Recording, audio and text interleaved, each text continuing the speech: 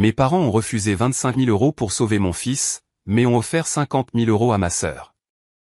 Ils ont boudé sa guérison. 1 an après, ma sœur divorce et vient me quémander de l'argent. Je lui ai fermé la porte au nez sans aucun regret. J'ai compris ce qu'était l'amour conditionnel un mardi après-midi de mars, assise dans le cabinet du docteur Lefebvre, tandis que mon fils de 5 ans, Hugo, traçait des motifs invisibles sur ma paume de son petit doigt. Les néons stériles et indifférents bourdonnaient au-dessus de nous. Le cardiologue expliquait qu'Hugo avait besoin d'une opération dans les 3 mois, pas un jour ou l'autre, mais dans les 3 mois. La communication interventriculaire a progressé, dit le docteur Lefebvre, les mains jointes sur le bureau entre nous. Nous devons la réparer avant qu'elle ne cause des dommages irréversibles à son cœur.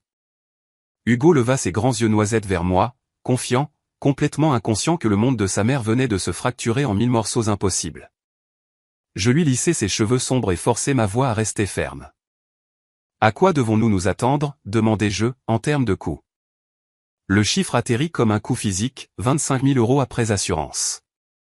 Les mots semblaient résonner dans le petit bureau, rebondissant sur les diplômes au mur et les affiches joyeuses sur la santé cardiaque. 25 000 € que je n'avais pas. Je travaillais comme graphiste pour une petite agence de marketing à Lyon. Le salaire était décent, les avantages adéquats, mais être mère célibataire signifiait étirer chaque euro jusqu'à ce qu'il crie. Le père d'Hugo avait disparu quand j'étais enceinte de 6 mois, ne laissant rien derrière, sauf une adresse de réexpédition qui n'était pas valide et un numéro de téléphone qui tombait directement sur la messagerie. J'avais appris à bâtir une vie à partir de zéro, à trouver la joie dans les petites victoires et à budgétiser chaque dépense 2 fois. Mais 25 000 € auraient pu être 25 millions. Nous pouvons discuter de plans de paiement, dit doucement le docteur Lefebvre, sentant ma panique. Et il y a parfois des subventions disponibles pour les familles dans le besoin financier. J'acquiesçai machinalement, prenant le dossier qu'il me tendait, mon esprit déjà en train de faire des calculs impossibles. J'avais 8 000 € d'économie. De l'argent que j'avais amassé en 4 ans en disant non aux vacances et oui à chaque projet freelance qui se présentait. Je pouvais peut-être emprunter 5 000 € supplémentaires sur mon plan d'épargne retraite, même si les pénalités seraient douloureuses. Cela laissait 12 000 € entre mon fils et l'opération qui lui sauverait la vie. Hugo tira sur ma manche. « Maman, on peut avoir de la glace ?» ?»« Bien sûr, mon bébé, dis-je en ramassant nos affaires. »« Tout ce que tu veux. » Nous nous arrêtâmes à la petite boutique de la rue de la Charité, où il connaissait Hugo par son nom, où il lui donnait toujours des vermicelles supplémentaires sans facturer. Il était assis en face de moi dans la cabine, le chocolat déjà étalé sur sa joue, bavardant de sa classe de grande section et de la grenouille qu'ils élevaient à partir d'un tétard. Il n'avait aucune idée que son cœur défaillait. Il n'avait aucune idée que j'étais en train de couler. J'appelai mes parents ce soir-là après qu'Hugo se fût endormi, son petit corps enroulé autour de son éléphant en peluche, sa respiration régulière et calme. Mon père répondit à la 3e sonnerie. « Amélie, dit-il, sa voix portant ce ton particulier de patience forcée qu'il me réservait. C'est inattendu. J'avalai la piqûre familière.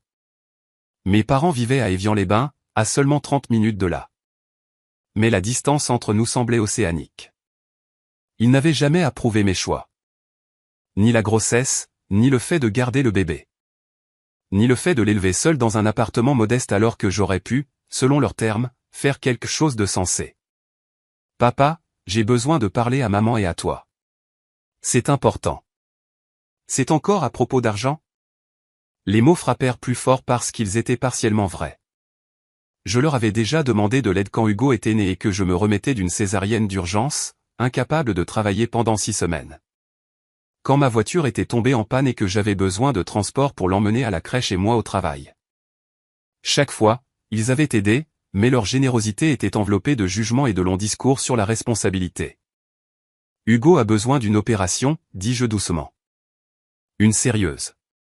Son cœur. » Le silence s'étira assez longtemps pour que je vérifie si l'appel avait été coupé. À quel point est-ce sérieux? La voix de ma mère rejoignit la conversation, acerbe avec quelque chose que je voulais croire être de l'inquiétude. J'expliquai tout ce que le docteur Lefebvre m'avait dit. La terminologie médicale trébucha sur ma langue, ma voix se fissurant lorsque j'arrivai à l'échéance, 3 mois. L'opération ne pouvait pas attendre plus longtemps. « Et combien ?» demanda mon père. 25 000 €. Après assurance. Un autre silence. Celui-ci plus lourd, suffocant. C'est une sacrée somme, dit mon père finalement. Et le père? Tu sais qu'il n'y a pas de père dans le tableau, dis-je, détestant à quel point ma voix était petite. Il n'y en a pas eu depuis avant la naissance d'Hugo. Eh bien, à qui la faute? La cruauté était si décontractée qu'elle me coupa le souffle. J'appuyai ma paume contre ma bouche, me forçant à ne pas crier, à ne pas pleurer, à ne pas leur donner la satisfaction de me briser. Je ne vous demande pas de tout couvrir, réussis-je à dire. Juste de m'aider, s'il vous plaît. C'est votre petit-fils. Nous allons devoir y réfléchir, dit ma mère. Ce n'est pas une petite demande, Amélie. Nous avons nos propres obligations financières. Il a 5 ans, murmurai-je. Il a besoin de cette opération pour vivre. Nous te rappellerons, dit mon père. Et la ligne se coupa. Je suis resté assise dans le salon sombre pendant longtemps après cela, écoutant les bruits de la ville devant ma fenêtre, sentant le poids de mon échec peser de tous côtés. C'était ma faute. Tout. J'avais mal choisi, aimé imprudemment, et maintenant mon fils paierait le prix de mes erreurs. Ils ne rappelèrent pas cette nuit-là. Ni le lendemain, ni le jour d'après. Je me jetai dans la recherche, remplissant chaque moment libre de demandes de subventions et d'idées de collecte de fonds. J'ai lancé une campagne de crowdfunding avec une photo d'Hugo souriant dans sa cape de super-héros, celle qu'il portait constamment, malgré le tissu usé et les couleurs fanées. J'ai écrit la description 3 fois avant de pouvoir la terminer sans pleurer. Les dons arrivaient lentement. 50 € ici, 20 là. Des amis du travail contribuaient ce qu'ils pouvaient.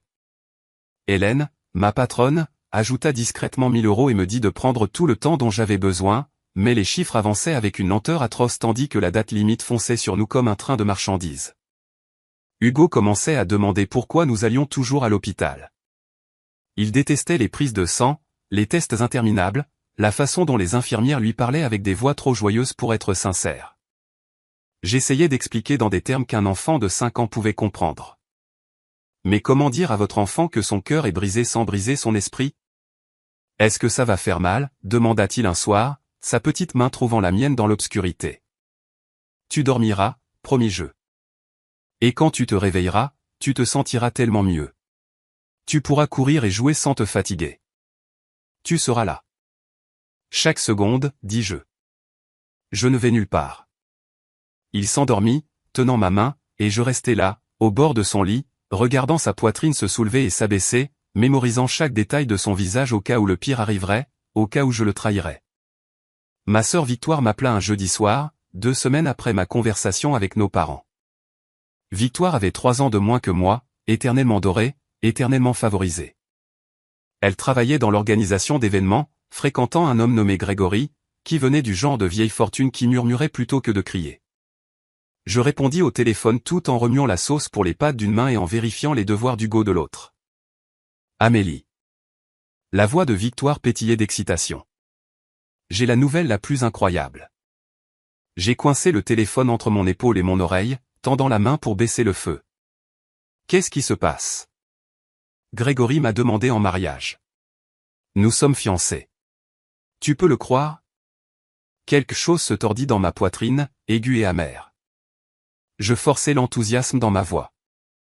C'est merveilleux, Vic. Félicitations. Oui. Nous pensons à un mariage d'été.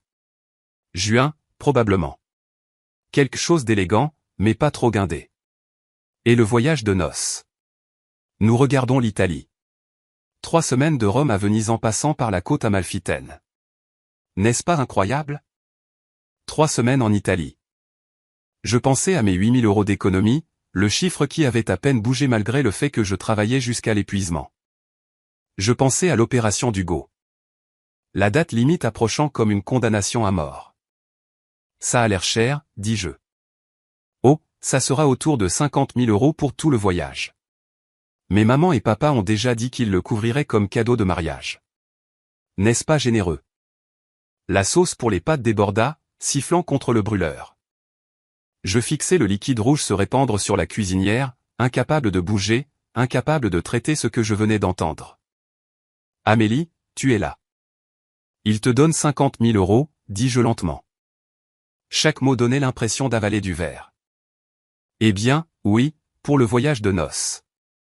Ils veulent que nous ayons quelque chose de vraiment spécial pour commencer notre mariage. N'est-ce pas adorable? J'ai éteint le feu. Hugo leva les yeux de son cahier, sentant que quelque chose n'allait pas dans le silence soudain. Victoire, dis-je doucement. Est-ce qu'ils t'ont parlé d'Hugo? Quoi, Hugo? Il a besoin d'une opération du cœur. 25 000 euros. Je leur ai demandé de l'aide il y a 2 semaines. Le silence à l'autre bout était différent maintenant. Inconfortable. Attendu. Je suis sûr qu'ils ont leur raison, dit Victoire finalement, sa voix perdant de son éclat. Peut-être qu'ils ont juste besoin de plus de temps pour régler leurs finances. Ils ont 50 000 euros pour t'envoyer en Italie, dis-je, mais pas 25 000 euros pour sauver la vie de leur petit-fils. Ce n'est pas juste, Amélie. Mon mariage est important aussi. Tu ne peux pas t'attendre à ce qu'ils choisissent entre nous. Je le peux quand une situation concerne la survie d'un enfant. Victoire soupira. Le son transportait des années de ressentiment et de hiérarchie tacite. Tu fais toujours ça. Tu ramènes toujours tout à toi et à tes difficultés. N'as-tu jamais pensé que peut-être ils sont fatigués de te tirer d'affaire? Que peut-être tu dois prendre la responsabilité de tes propres choix. Mon choix. Je sentis quelque chose de froid et de dur s'installer dans ma poitrine. Mon choix a été de garder mon fils en vie quand son père nous a abandonnés. Que aurais-je dû faire différemment exactement? Je ne sais pas, Amélie, mais je ne peux pas être ta thérapeute maintenant. J'ai un mariage à planifier. Elle raccrocha. Je me tins dans ma cuisine, l'odeur de sauce tomate brûlée remplissant l'air, et sentis le dernier fil fragile d'espoir se briser net. Hugo apparut à mon coude, son visage plissé d'inquiétude. Maman, tu es triste? Je m'agenouillai et le serrai contre moi, respirant sa petite odeur de petit garçon, le shampoing et la terre de la cour de récréation, et quelque chose d'indéfinissable de doux qui n'appartenait qu'à lui. Non, mon bébé, mentis-je. Je suis juste fatigué. C'est à cause de mon cœur? Ton cœur est parfait, dis-je férocement. Ne pense jamais le contraire. Il me serra fort, ses petits bras puissants malgré tout, et je le tins comme s'il était la seule chose solide restante dans un monde qui venait de se révéler fondamentalement, irrévocablement brisé. Cette nuit-là, après qu'Hugo se fut couché, j'appelai mes parents une dernière fois. Mon père répondit, sa voix distraite. Avez-vous réfléchi à ce que j'ai demandé, dis-je sans préambule. Amélie, nous en avons discuté. Nous n'avons tout simplement pas ce genre de liquidité disponible en ce moment. Mais vous avez 50 000 euros pour le voyage de noces de Victoire. La pause me dit tout. C'est différent, dit-il finalement. Comment? Explique-moi comment des vacances sont plus importantes que la vie de votre petit-fils. Le mariage de ta sœur est un événement unique. La voix de ma mère coupa, froide et précise. Nous avons planifié cela, mis de côté des fonds. Ce n'est pas la même chose qu'une urgence qui vient d'apparaître. La condition cardiaque d'Hugo n'est pas apparue comme ça, dis-je, ma voix tremblante. Elle s'est développée. Les médecins la surveillent. C'est le point critique où il a besoin d'une intervention. C'est son événement unique. Sauf que s'il ne l'obtient pas, il n'y aura pas de vie. Ne sois pas dramatique, dit mon père sèchement. Je suis sûr que tu peux t'arranger pour un plan de paiement avec l'hôpital. Ils font ce genre de choses. J'ai déjà parlé avec eux. Le plan de paiement exige toujours un acompte important que je n'ai pas. J'essaie tout. J'ai une collecte de fonds en cours. J'ai demandé des subventions. Je travaille des heures supplémentaires, mais je suis toujours en deçà et le temps presse. Alors, peut-être aurais-tu dû y penser avant de décider d'élever un enfant seul, dit ma mère. Ce sont les conséquences de tes choix, Amélie. On ne peut pas s'attendre à ce que nous résolvions chaque problème que tu te crées. Les mots planèrent dans l'air entre nous, venimeux et définitifs. J'avais su que mes parents étaient déçus de moi. J'avais senti leur jugement dans chaque conversation forcée, chaque visite obligée où ils tenaient Hugo à distance comme s'ils risquaient de les contaminer avec la tâche de mes mauvaises décisions. Mais je n'avais jamais pleinement saisi, jusqu'à cet instant, à quel point je comptais peu pour eux, à quel point mon fils comptait peu pour eux. Je comprends, dis-je doucement. Je ne demanderai plus. Ne sois pas comme ça, dit mon père, l'irritation se glissant dans son ton. Nous ne disons pas que nous n'aiderons pas du tout. Peut-être après le mariage, une fois que les choses se seront calmées, nous pourrons revoir ça. L'opération d'Hugo est dans 10 semaines, dis-je. Le mariage de Victoire est dans 4 mois. Les calculs ne fonctionnent pas. Eh bien, nous ferons ce que nous pouvons, dit ma mère, sa voix déjà dédaigneuse, passant déjà à des choses plus importantes. Nous devons y aller. Nous rencontrons Victoire et Grégory pour le dîner afin de discuter des options de lieu. Ils raccrochèrent sans dire au revoir. Je restai assise dans le silence de mon salon, le téléphone toujours pressé contre mon oreille, écoutant le statique vide.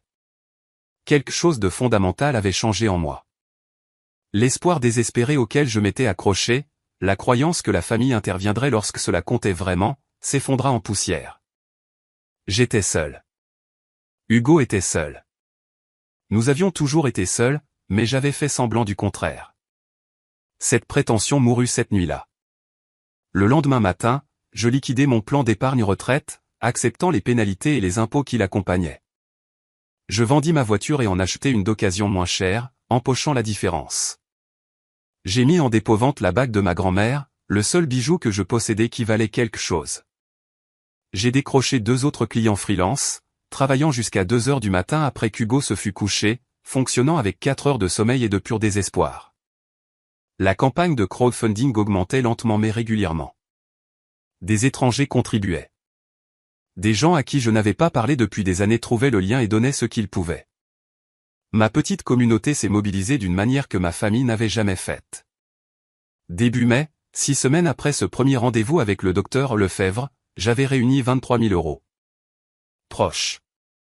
Si proche, mais pas assez.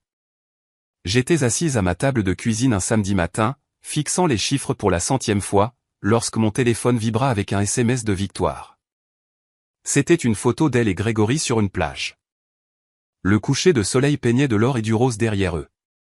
La légende disait « Recherche de lieu à Cancale ». Trouver l'endroit parfait pour la cérémonie. Je fixai l'image du bonheur de ma sœur, sa joie complètement simple, et sentis quelque chose de sombre et de dur prendre racine dans ma poitrine. Ce n'était pas juste.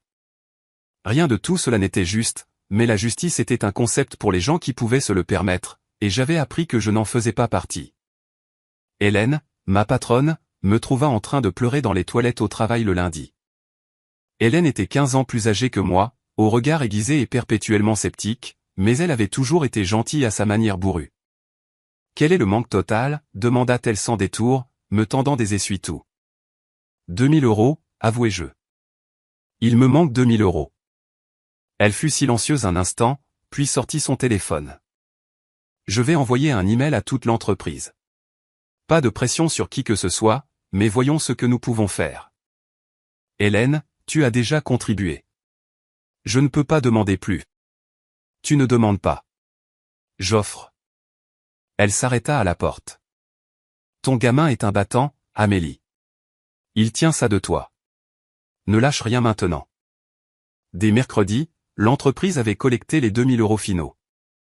J'ai pleuré dans ma voiture pendant 20 minutes quand j'ai vu le total final, 25 143 €. Suffisant. Enfin, incroyablement suffisant. L'opération d'Hugo était prévue pour le 15 mai. La veille au soir, j'ai emballé son éléphant en peluche préféré et un nouveau livre sur les dinosaures. Il était nerveux, mais essayait d'être courageux, posant des questions sur ce à quoi ressemblerait l'hôpital, s'il pourrait avoir des sucettes glacées après si les médecins étaient gentils. Les médecins sont très gentils, promis-je. Et oui, toutes les sucettes glacées que tu veux. Est-ce que mamie et papy viendront nous voir, demanda-t-il doucement. La question perça quelque chose de profond. Je n'avais pas parlé à Hugo de mes conversations avec mes parents, je ne l'avais pas accablé de la connaissance de leur rejet. Mais les enfants sentent les choses. Ils savent quand ils sont moins qu'eux, quand ils ne suffisent pas. Ils sont très occupés avec les préparatifs du mariage de tante Victoire, dis-je prudemment. Mais je serai là. Je te le promets. Il hocha la tête, acceptant cela avec la résilience que possèdent les enfants, la capacité de s'adapter à la déception parce qu'ils ne savent pas encore à quel point cela devrait faire mal. Je le tins pendant qu'il s'endormait cette nuit-là, murmurant des promesses dans ses cheveux, des promesses que j'avais l'intention de tenir, des promesses qui allaient au-delà de l'opération et du rétablissement. Je construirais pour nous une vie qui n'inclurait pas les gens qui mesuraient l'amour avec des signes d'euros et des conditions. Je lui apprendrais que la famille était ce que l'on faisait, pas ce à quoi on était né. Je survivrais à cela. Nous le ferions tous les deux. Et je me souviendrai exactement de qui s'était tenu à nos côtés quand cela comptait le plus. L'opération dura 6 heures. J'ai passé chaque minute dans la salle d'attente, arpentant le tapis industriel, buvant du café qui avait le goût de carton, regardant l'horloge se traîner seconde après seconde. Hélène resta assise avec moi pendant les 3 premières heures avant que ses propres obligations familiales ne l'appellent. Une infirmière que je n'avais jamais rencontrée m'apporta un sandwich que je ne pouvais pas manger.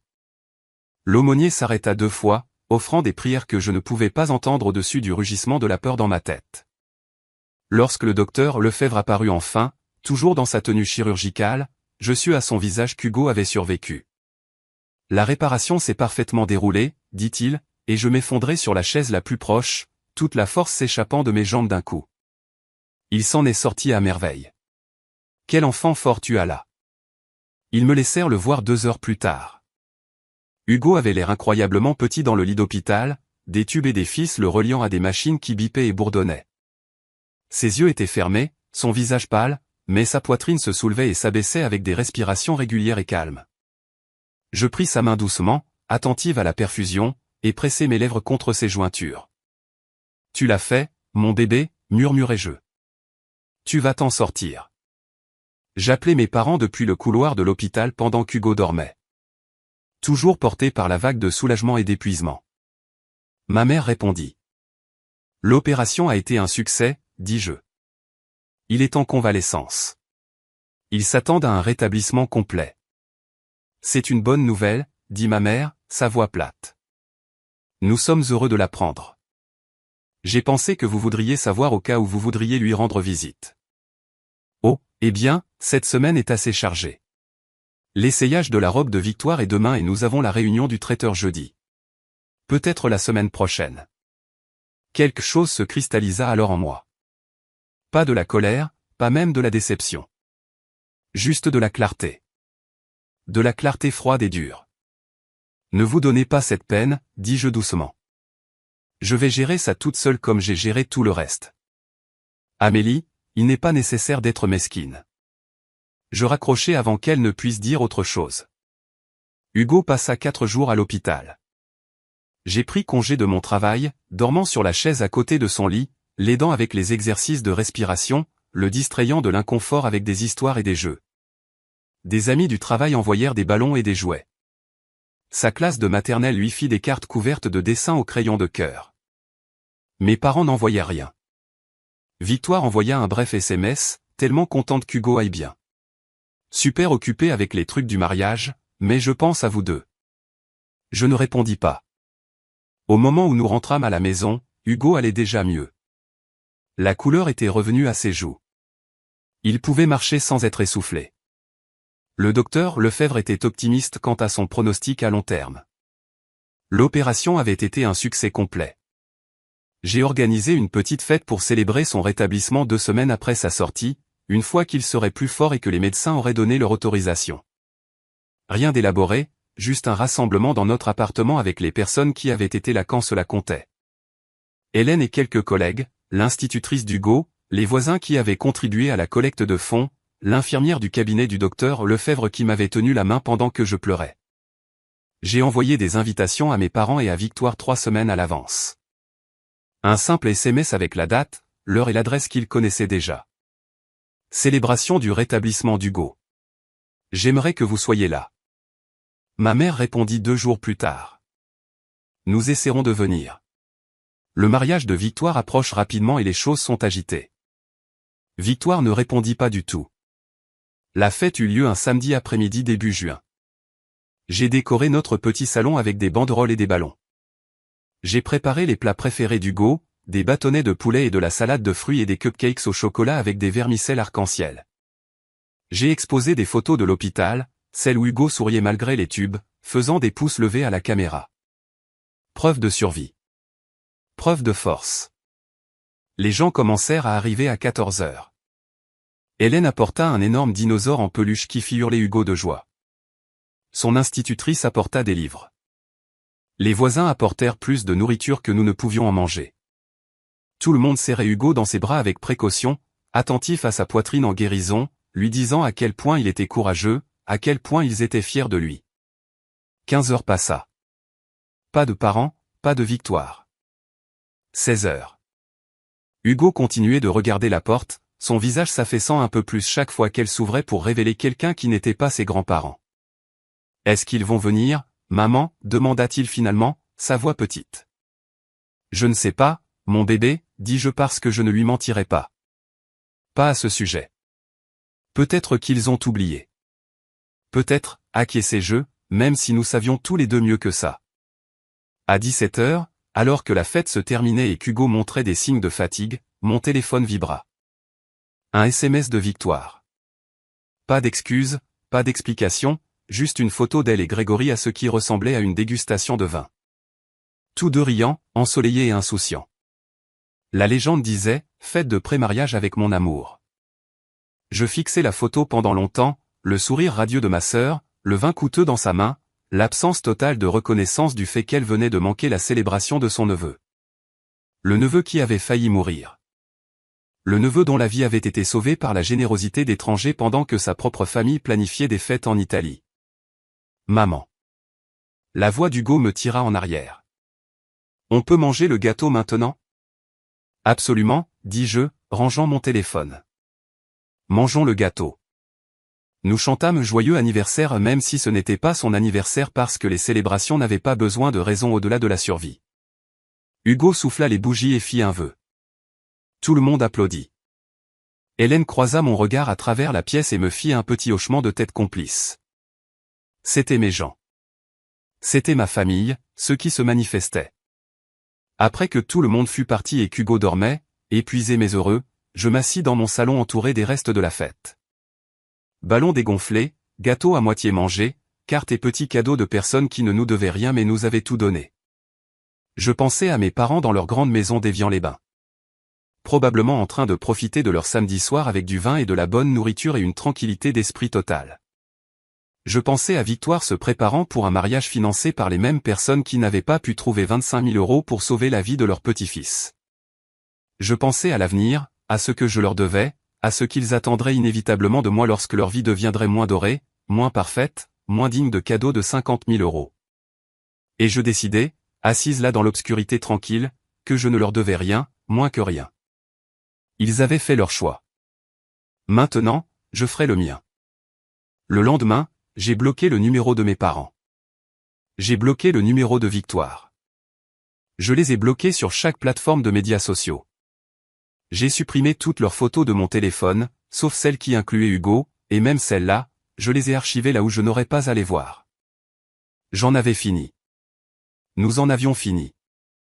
La vie s'installa dans un nouveau rythme au cours des mois suivants. Hugo devenait plus fort chaque jour, son énergie revenant par poussées qui me laissaient essouffler de gratitude. Il commença le CP en septembre, courant sur le terrain de jeu sans la fatigue qui l'avait tourmenté auparavant. Les examens du docteur Lefebvre montraient une guérison parfaite.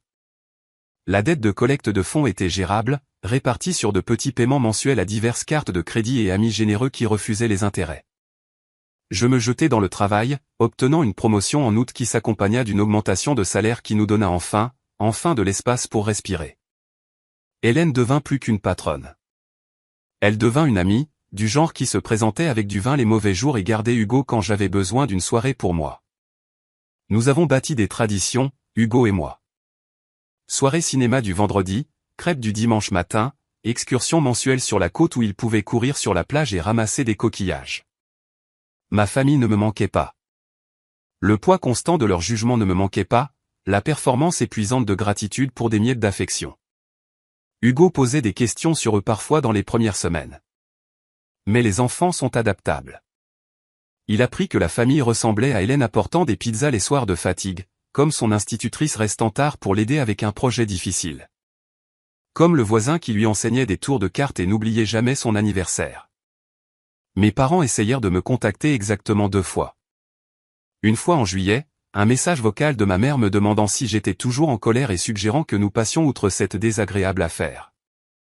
Une fois en septembre, mon père laissant un message bref disant qu'il s'attendait à ce que je me comporte comme une adulte et assiste au mariage de Victoire en octobre. J'ai supprimé les 2 messages sans répondre. Le mariage de Victoire eut lieu. J'ai vu des photos sur les médias sociaux d'amis communes qui la suivaient apparemment toujours. La cérémonie à Cancale semblait magnifique. La réception semblait coûteuse. Tout le monde avait l'air heureux. Je ne ressentis rien. Octobre devint novembre. Novembre devint décembre. Hugo et moi décorâmes notre petit appartement pour les fêtes, accrochant des lumières et faisant des flocons de neige en papier. Hélène nous invita à son dîner de Noël en famille. Nous appartenions à quelque part, juste pas aux gens qui partageaient notre sang. L'appel arriva un mardi soir à la mi-mars, presque exactement 1 an après le diagnostic d'Hugo. Je l'aidais à faire ses devoirs lorsque mon téléphone sonna d'un numéro inconnu. J'ai failli ne pas répondre, mais quelque chose me fit décrocher. Amélie. La voix de Victoire était différente, plus petite, tremblante. « Comment as-tu eu ce numéro ?» demandai-je, ma voix plate. « J'ai appelé ton travail. S'il te plaît, ne raccroche pas. J'ai besoin de te parler. Je n'ai rien à te dire. Grégory m'a quitté. » Les mots sortirent précipitamment, désespérés et bruts. Il a demandé le divorce. Je ne sais pas quoi faire. J'aurais dû ressentir de la satisfaction. Une partie sombre de moi avait imaginé ce moment. Avait voulu que ma sœur ressente même une fraction de l'impuissance que j'avais ressentie en mendiant de l'aide alors que la vie de mon fils était en jeu. Mais tout ce que je ressentais était de la fatigue. Je suis désolé d'entendre ça, dis-je prudemment. Mais je ne suis pas sûr de savoir pourquoi tu m'appelles. Parce que tu es ma sœur. Parce que j'ai besoin d'aide. J'ai besoin de rester quelque part pendant que je trouve une solution. Je ne peux pas me permettre l'appartement seul. Et maman et papa sont impossibles à ce sujet. Impossible? Comment? Ils sont contrariés par le divorce. Ils disent que j'aurais dû faire plus d'efforts, que je jette un homme bien. Ils ne m'aideront pas avec le loyer ni rien. Ils ont dit que j'avais fait mon lit et que je devais maintenant m'y allonger. Elle rit, le son brisé et amer. Drôle, non? Après tout ce qu'ils nous ont donné pour le mariage, pour le voyage de noces, maintenant ils ne m'aideront même pas avec le premier et le dernier mois de loyer. Ça me semble familier, dis-je doucement. Amélie, s'il te plaît. Je sais que nous n'avons pas été proches. Je sais que j'aurais dû être là pour Hugo, mais j'ai besoin d'aide. Est-ce que je peux rester avec toi juste quelques semaines le temps de me remettre sur pied? L'audace était époustouflante, presque impressionnante par son manque total de conscience de soi.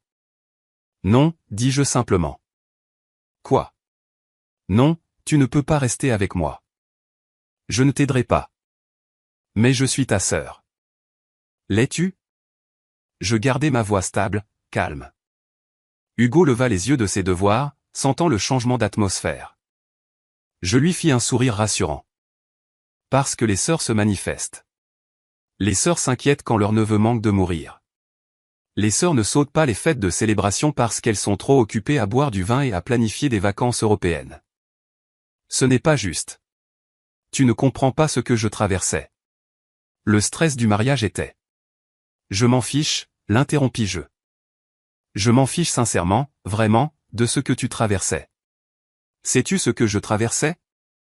Je regardais mon fils se battre pour sa vie tout en essayant de gratter l'argent que nos parents avaient mais refusé de partager.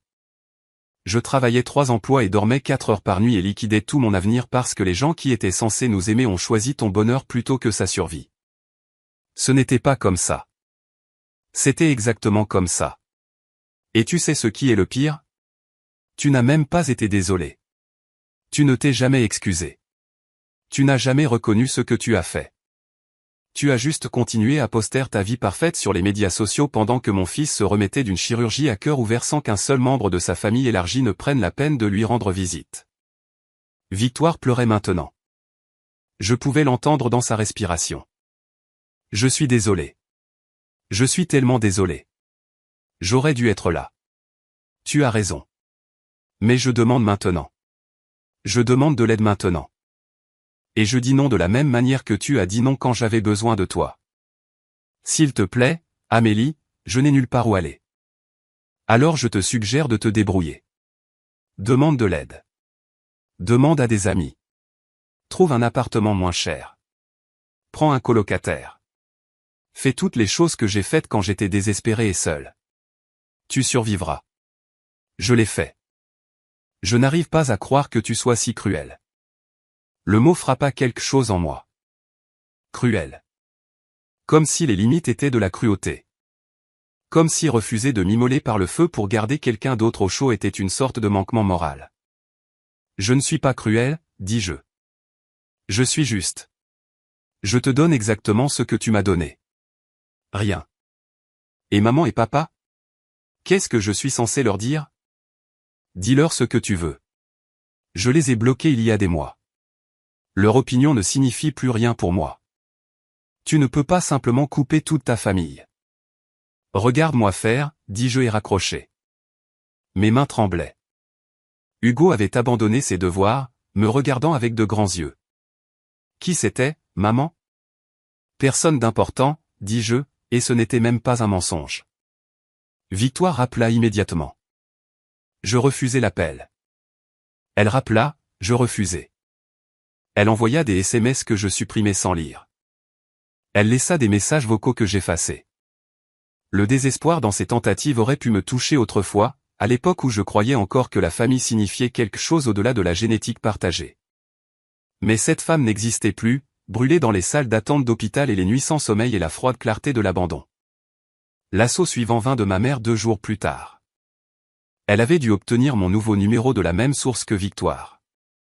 Son message vocal était bref et furieux. Amélie, c'est puéril. Ta sœur a besoin d'aide et tu es vindicative. Je m'attends à ce que tu me rappelles immédiatement et que tu règles ça. La famille est de la famille. C'est ce que nous faisons. J'ai sauvegardé le message vocal, non par sentimentalité, mais comme preuve de l'hypocrisie, du manque total de conscience de soi. La famille est de la famille, disait-elle comme si elle n'avait pas refusé d'aider lorsque cela comptait vraiment. Comme si 25 000 € pour l'opération d'un enfant était en quelque sorte moins digne que 50 000 € pour des vacances. Mon père appela ensuite, son message vocal encore plus court. Ta mère et moi sommes très déçus par ton comportement. Rappelle-nous et excuse-toi auprès de ta sœur. J'ai supprimé celui-là. Je n'avais pas besoin de le sauvegarder. J'avais le message déjà mémorisé. Ils essayèrent pendant 1 semaine. Appels, SMS, messages vocaux. Chacun plus en colère que le précédent. Chacun exigeant que je rentre dans le rang, joue mon rôle, sois la bonne fille qui se sacrifiait sur l'autel de la loyauté familiale. Ils ne comprenaient pas que j'avais déjà été sacrifiée, que j'étais morte dans cette salle d'attente d'hôpital et que j'étais renée en quelqu'un qui ne leur devait rien. Le 8e jour, ma mère se présenta à mon appartement. J'ouvris la porte pour la trouver debout là dans son manteau coûteux, son visage tendu par une colère à peine contrôlée. Derrière elle, à travers le parking, je pouvais voir mon père attendre dans leur voiture. Nous devons parler, dit-elle, me dépassant dans l'appartement avant que je ne puisse répondre. Hugo était à l'école. L'appartement était calme, bien rangé, rempli de signes de la vie que j'avais construite sans eux. Photo d'Hugo et moi à la côte. Ses dessins sur le réfrigérateur. Le parapluie de rechange d'Hélène près de la porte. Vous ne devriez pas être ici, dis-je, laissant la porte ouverte. Une invitation pour elle à partir. Ta sœur souffre, dit ma mère, se tournant pour me faire face. Elle traverse un divorce. Elle a besoin du soutien de la famille. Où était le soutien de la famille quand Hugo avait besoin d'une opération, demandai-je doucement. Oh, pour l'amour de Dieu, tu radotes toujours là-dessus? Nous avons expliqué notre situation financière. Nous avions des engagements. Vous aviez 50 000 € pour le voyage de noces de Victoire. C'était différent. C'était planifié. C'était un événement unique. Et la vie d'Hugo ne l'était pas. Le visage de ma mère rougit. Tu déformes les choses. Nous avons proposé d'aider après le mariage. C'est toi qui nous as coupés. Vous avez proposé d'aider après que l'opération fut déjà faite. Après que j'eus vendu tout ce que je possédais et mendié de l'argent à des étrangers. Après que votre petit-fils eut subi une chirurgie à cœur ouvert sans une seule visite de ses grands-parents. Nous étions occupés avec le mariage et maintenant tu es occupé à être déçu de moi. Drôle comme vous n'êtes jamais trop occupé pour juger, mais toujours trop occupé pour aider. Ce n'est pas juste. Rien de tout cela n'est juste, dis-je, ma voix montant malgré mes efforts pour rester calme. Rien de regarder mon fils manquer de mourir pendant que vous planifiez des fêtes n'était juste. Rien de mendier de l'aide et d'entendre que j'aurais dû faire de meilleurs choix n'était juste. Rien de ma sœur sautant la célébration d'Hugo parce qu'elle était trop occupée à goûter du vin n'était juste. Alors ne me parlez pas de justice. Ma mère se redressa, ses yeux froids. Tu es égoïste. Victoire a besoin d'un endroit où rester. Alors laissez-la rester chez vous. Nous n'avons pas la place. La chambre d'amis est en rénovation. Le rire qui m'échappa fut dur, laid. Vous n'avez pas de place pour Victoire, mais vous vous attendiez à ce que je trouve 25 000 € pour l'opération d'Hugo. Vous avez une maison de 4 chambres, et vous rénovez la chambre d'amis, mais votre fille traversant un divorce n'a nulle part où aller. Et d'une manière ou d'une autre, c'est moi qui suis égoïste. Surveille tonton, jeune femme. J'ai 32 ans. Je ne suis pas votre jeune femme. Je ne suis rien pour vous. Vous l'avez rendu très clair quand vous avez choisi le bonheur de Victoire plutôt que la survie d'Hugo. Nous n'avons rien fait de tel. Vous avez fait exactement cela. Et maintenant vous voulez que je récompense votre cruauté en aidant Victoire. Vous voulez que j'enseigne à Hugo que la famille ne signifie rien. Que les gens qui l'ont abandonné méritent le temps, l'énergie et les ressources de sa mère. Quel genre de leçon est-ce? L'expression de ma mère changea alors, passant de la colère à quelque chose de calculateur. Si tu n'aides pas ta sœur, nous te couperons complètement. Pas d'héritage, pas de réunion de famille, pas de relation avec nous du tout. La menace plana dans l'air entre nous. Autrefois, cela aurait pu fonctionner. Autrefois, j'aurais pu m'effondrer sous le poids de ce rejet, mais j'avais déjà été coupé. Je les avais déjà perdus. Ils ne l'avaient juste pas encore réalisé. D'accord, dis-je simplement. Elle cligna des yeux, déséquilibrée. Quoi? D'accord, coupez-moi. Je vais vous épargner la peine. Je ne veux pas de votre héritage. Je ne veux pas de vos réunions de famille. Je ne veux pas de relation avec vous du tout. Vous pouvez partir maintenant. Amélie. Sortez, je marchai vers la porte ouverte, la tenant grande ouverte. Sortez de mon appartement. Sortez de ma vie. Allez dire à Victoire que j'ai dit non.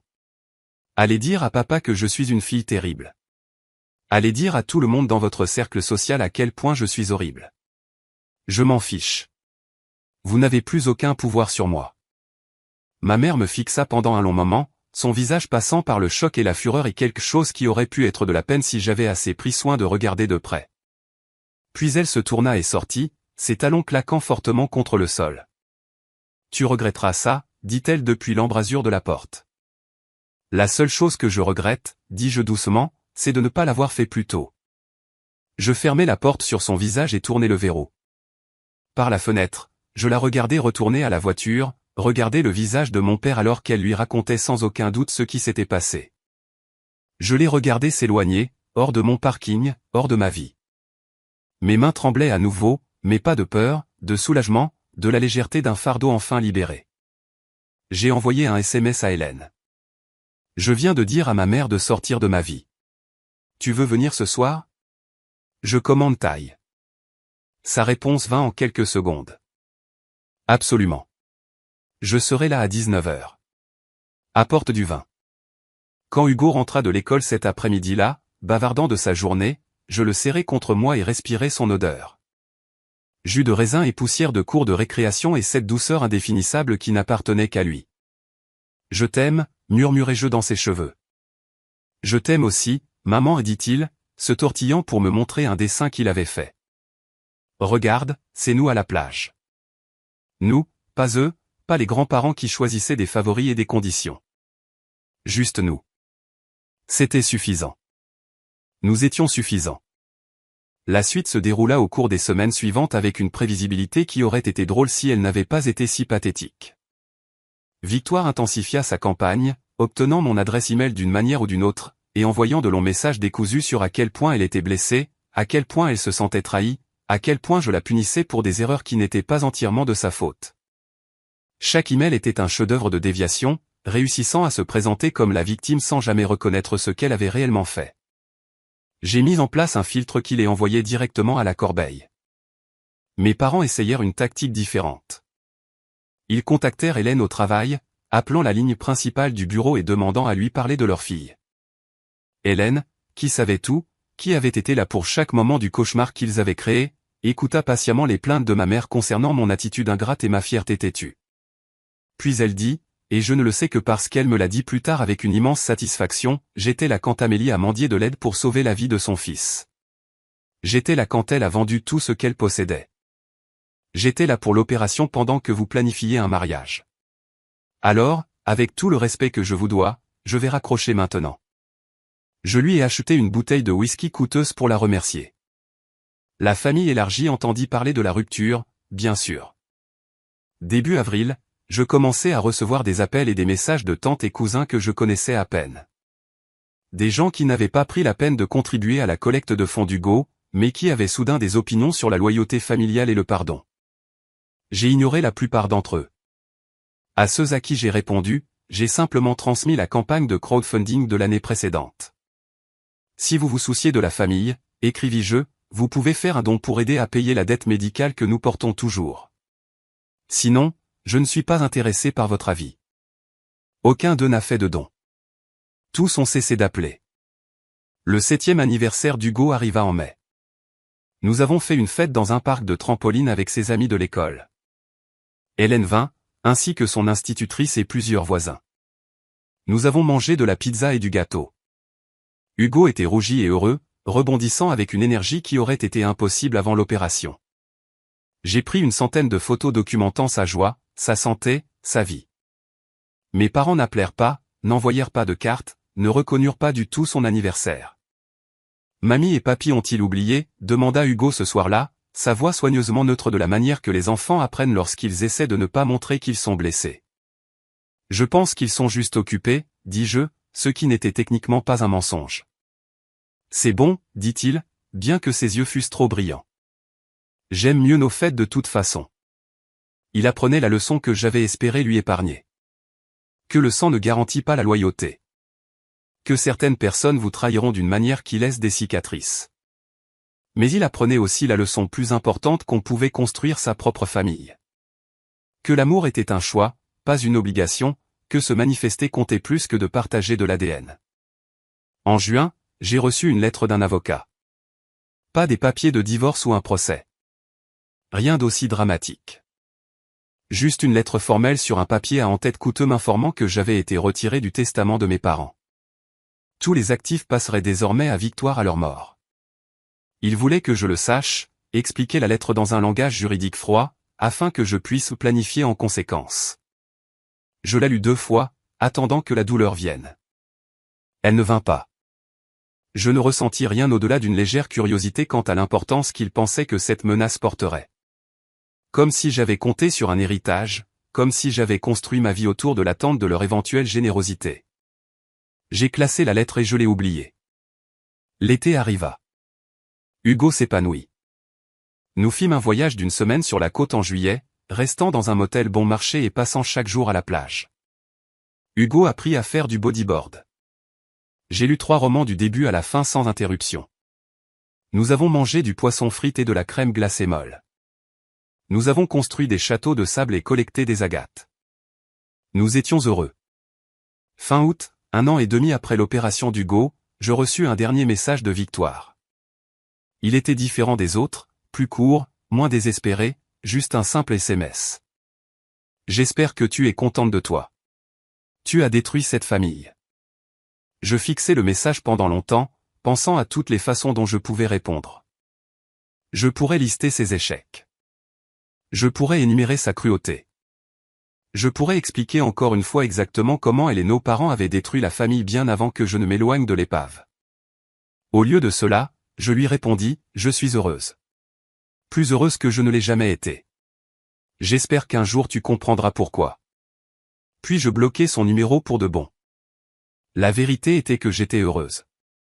Le poids que j'avais porté toute ma vie, l'effort constant d'essayer d'être assez bien, d'essayer de gagner un amour qui aurait dû être donné librement était parti.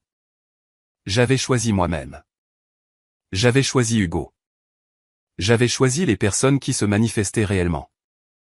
Et en faisant cela, j'avais trouvé quelque chose que ma famille ne m'avait jamais donné, la paix.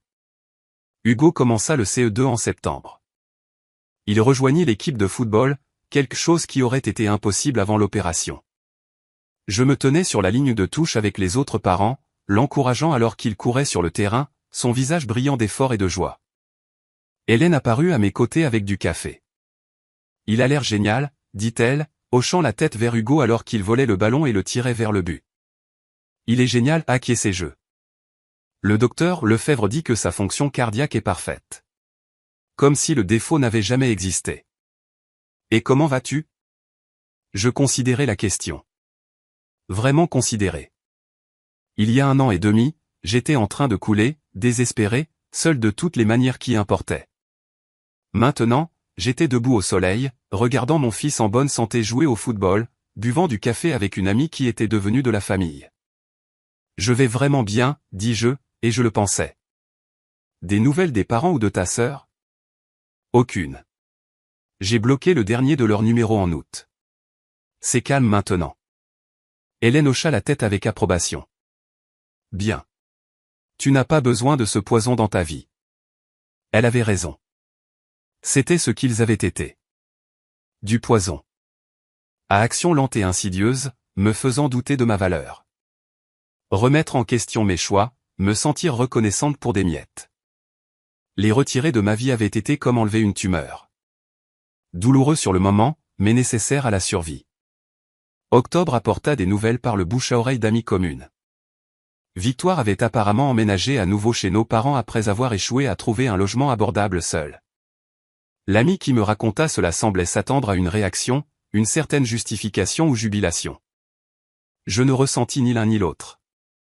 J'espère qu'elle trouvera une solution, dis-je, et je le pensais. Non pas parce que je lui pardonnais, mais parce que ses difficultés n'avaient plus rien à voir avec moi. En novembre, ma patronne annonça que j'étais promu designer senior, un poste qui s'accompagnait d'une augmentation significative et de meilleurs avantages. L'équipe m'emmena célébrer dans un bon restaurant du centre-ville. Nous avons mangé de la bonne nourriture et bu du meilleur vin et ri jusqu'à ce que mon visage me fasse mal. Ces gens connaissaient mon histoire. Ils en avaient fait partie. Ils avaient aidé à sauver la vie de mon fils pendant que ma famille de sang avait choisi des fêtes et des voyages. Un discours, cria quelqu'un et d'autres reprirent le chant. Je me levai, légèrement éméchée et extrêmement reconnaissante. Je veux juste dire merci pour tout, surtout pour les 2 dernières années. Vous m'avez tous montré ce que signifie vraiment la famille. Ce n'est pas de savoir qui partage votre ADN. C'est de savoir qui se manifeste quand tout s'écroule. Vous vous êtes tous manifestés. Vous nous avez tous sauvés. Et je ne l'oublierai jamais. Hélène leva son verre. À la famille choisie. À la famille choisie, répétèrent tous et les mots sonnèrent comme un vœu.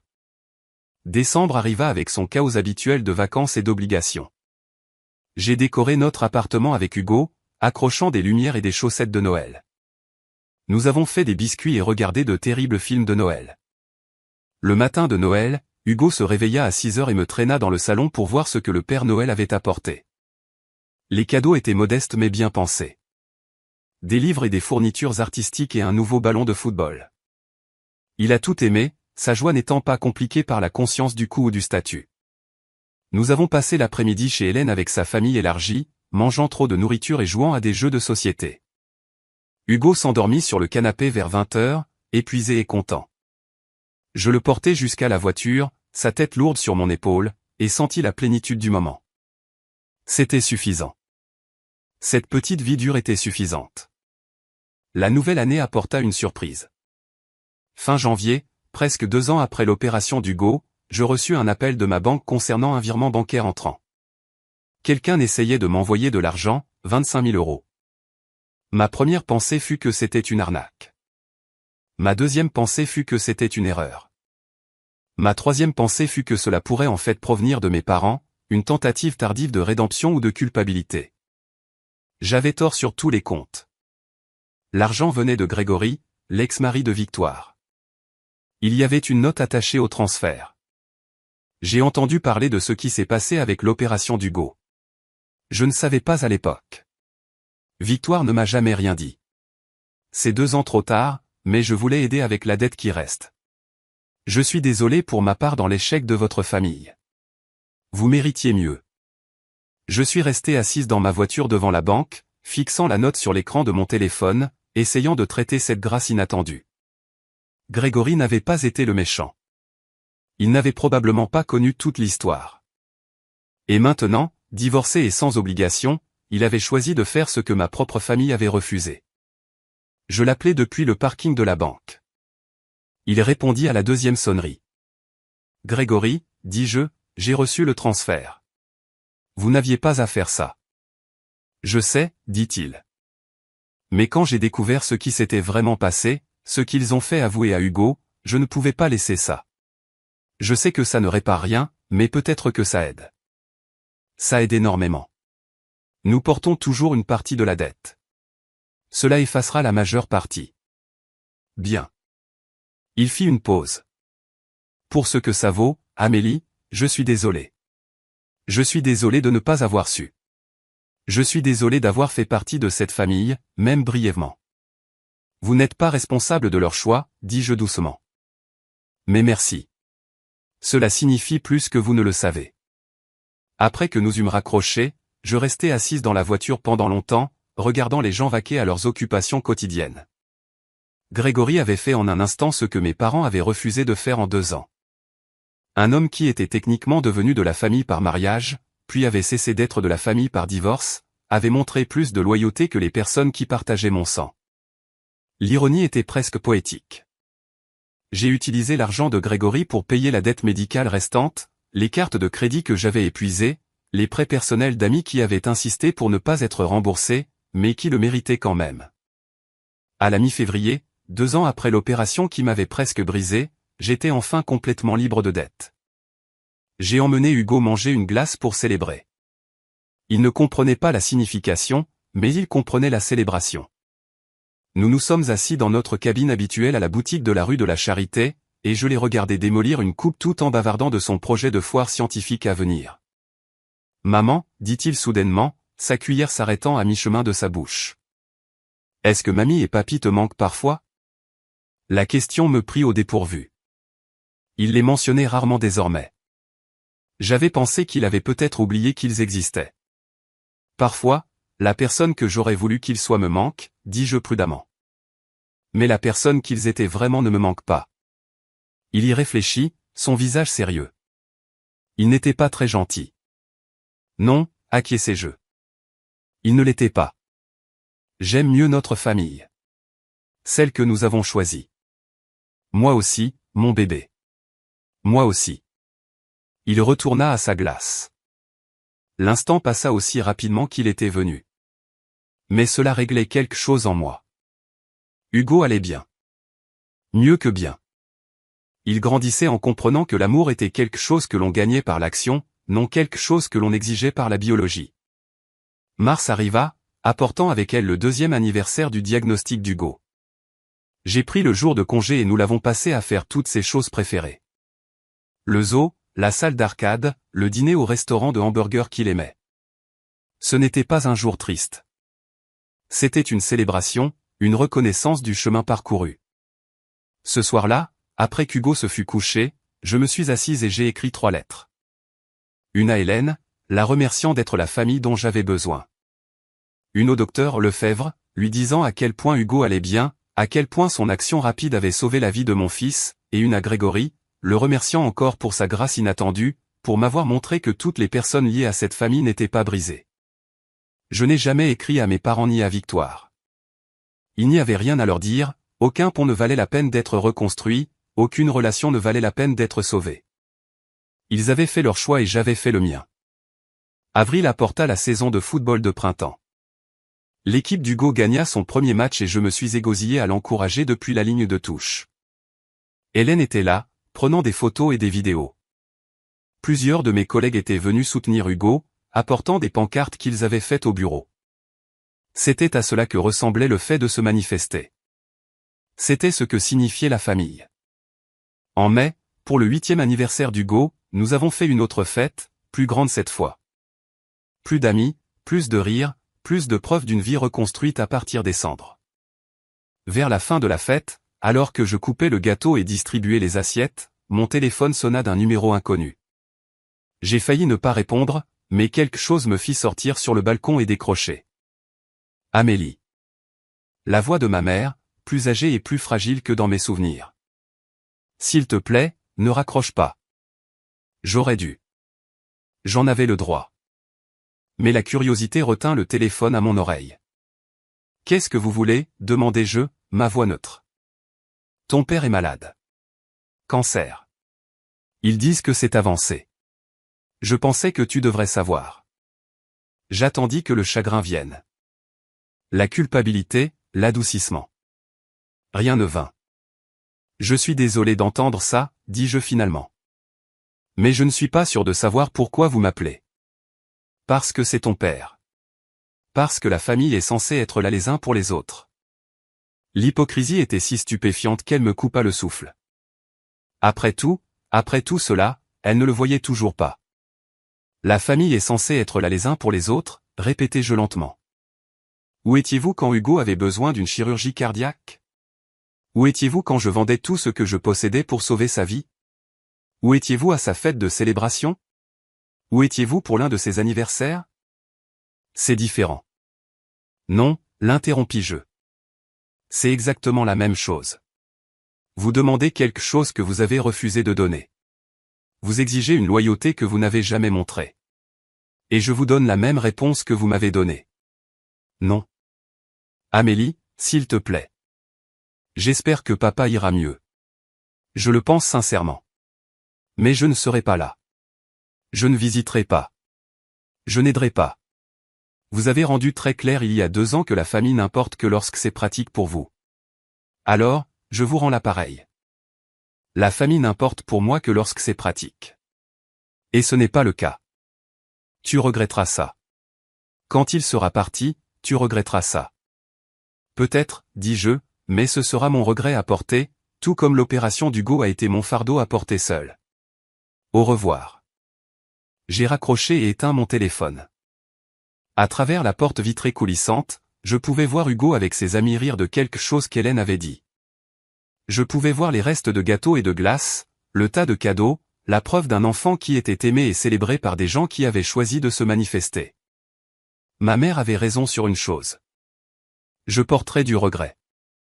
Mais pas le genre qu'elle pensait. Je regrettais les années passées à essayer de gagner un amour qui aurait dû être donné librement. Je regrettais l'énergie gaspillée à espérer qu'il changerait. Je regrettais de ne pas être parti plus tôt. Mais je ne regrettais pas cet instant, ce choix, cette fermeture définitive d'une porte qui aurait dû être fermée il y a 2 ans. Je rentrai à l'intérieur et rejoignis la fête. Dans les mois qui suivirent, j'appris par des connaissances éloignées que le cancer de mon père avait progressé rapidement, qu'il était mort à la fin de l'été, entouré de sa famille. Victoire et ma mère, vraisemblablement, peut-être quelques cousins, des gens qui avaient décidé que ce moment particulier justifiait leur présence. Je n'ai pas assisté à l'enterrement. Je n'ai envoyé ni fleurs, ni cartes, ni reconnaissance du tout. Victoire tenta de me contacter une dernière fois. Un message vocal amer me traitant de sans cœur et de cruel, disant que j'aurais à vivre avec moi-même. Elle avait raison. J'aurais à vivre avec moi-même. Et j'avais découvert quelque chose de remarquable. Je pouvais très bien vivre avec moi-même, mieux que je ne l'avais jamais fait lorsque j'essayais de gagner l'amour de personnes qui le transformaient en arme. Ma mère essaya de visiter mon appartement 3 mois après l'enterrement.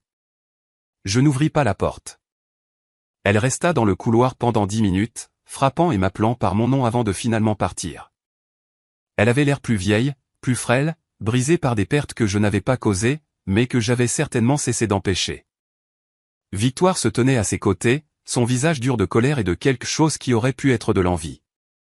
Elles se tenaient au moins l'une l'autre, la fille préférée et la mère qu'il avait choisie. Elles pouvaient se réconforter mutuellement avec des histoires sur ma cruauté, mon égoïsme, mon échec à jouer correctement le rôle de fille. Elles pouvaient se lier autour de leur victimisation partagée, sans jamais examiner leur propre choix. J'espérais de loin et sans grande conviction qu'elles pourraient apprendre quelque chose, qu'elles pourraient réaliser que l'amour ne pouvait pas être conditionnel et arbitraire, que les enfants n'étaient pas des marchandises dans lesquelles investir en fonction des rendements attendus. Que se manifester comptait plus que les grands gestes. Mais je ne retenais pas mon souffle. Hugo et moi continuâmes à construire notre vie. Il excellait à l'école. Son cœur restait fort. Nous prenions des vacances dans notre budget et nous nous faisions plaisir occasionnellement avec des choses qui importaient. Nous dînions en famille avec Hélène et ses enfants. Nous célébrions les fêtes avec la famille choisie qui avait prouvé sa loyauté par l'action plutôt que par le sang. Les soirs tranquilles où Hugo dormait et l'appartement était immobile, je pensais parfois à la femme que j'avais été il y a 2 ans. Désespéré et en train de couler, mendiant de l'aide à des gens qui mesuraient l'amour dans des tableurs. J'avais de la tendresse pour cette femme, triste de sa souffrance, fière de sa survie. Mais elle ne me manquait pas. Je ne voulais pas redevenir quelqu'un qui avait besoin de permission pour exister, qui cherchait la validation de personnes qui l'accumulaient comme de la monnaie. J'étais devenu quelqu'un d'autre, quelqu'un de plus dur, peut-être, certainement moins confiante, mais aussi quelqu'un qui savait que sa valeur n'était pas déterminée par la volonté des autres de la reconnaître.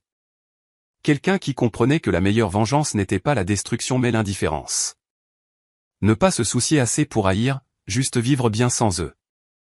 Victoire perdit tout ce qu'elle avait construit avec Grégory. Elle retourna vivre dans notre maison d'enfance, dépendante d'une mère qui avait prouvé qu'elle ne l'aimait que lorsqu'elle gagnait. Elle avait échangé un partenariat contre une cage dorée, et les barreaux se refermaient. Elle avait dépensé 50 000 € pour un voyage de noces pour un mariage qui dura moins de 2 ans, et elle n'avait rien à montrer, sauf des photos et des regrets. Sa carrière dans l'organisation d'événements chancela à mesure que son divorce devenait public dans leurs cercles sociaux. Les amis qui avaient célébré son mariage parfait disparurent lorsque la perfection se fissura. Il ne lui restait exactement que ce qu'elle m'avait donné. Rien. Ma mère vécut avec les conséquences de valoriser l'apparence au détriment de la substance, les mariages au détriment des petits-enfants, la perception au détriment de l'amour. Elle passa ses dernières années avec une fille qui lui en voulait autant qu'elle dépendait d'elle, piégée dans une maison qui résonnait de l'absence de la famille qu'elle avait fracturée. Aucune somme d'argent ou de statut ne pouvait combler le trou où la connexion aurait dû être. Elle mourut comme elle avait vécu, entourée de gens qui simulaient la dévotion sans la ressentir.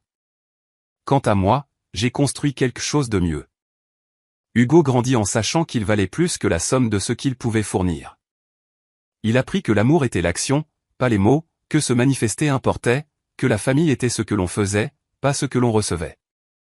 Et quand il fut plus âgé, quand il posa des questions sur ses grands-parents et ses tantes, je lui dis la vérité, que certaines personnes étaient capables d'amour et d'autres non. Que s'éloigner de ces dernières n'était pas de la cruauté mais de la survie. J'avais entrepris de sauver la vie de mon fils et j'avais réussi. Mais quelque part en cours de route, j'avais aussi sauvé la mienne. J'avais appris que la meilleure vengeance n'était pas de les faire souffrir comme ils m'avaient fait souffrir. C'était de refuser de laisser leur rejet définir ma valeur. C'était de construire une vie si pleine d'amour véritable que leur absence ne laissait pas de trou. J'avais traversé le feu et j'en étais sorti forgé en quelque chose de plus fort. J'avais été testé et je m'étais trouvé capable. Et quand je regardais le chemin derrière moi, la porte que j'avais fermée et les gens que j'avais laissés derrière, je ne ressentis aucun regret. Juste du soulagement, juste la liberté, juste la satisfaction tranquille de savoir que j'avais choisi correctement. Certains ponts sont destinés à brûler. Certaines portes sont destinées à rester fermées, et certaines familles sont destinées à être construites à partir de zéro, un membre choisi à la fois. J'avais appris cette leçon de la manière la plus difficile possible, mais je l'avais apprise, et je ne l'oublierai jamais.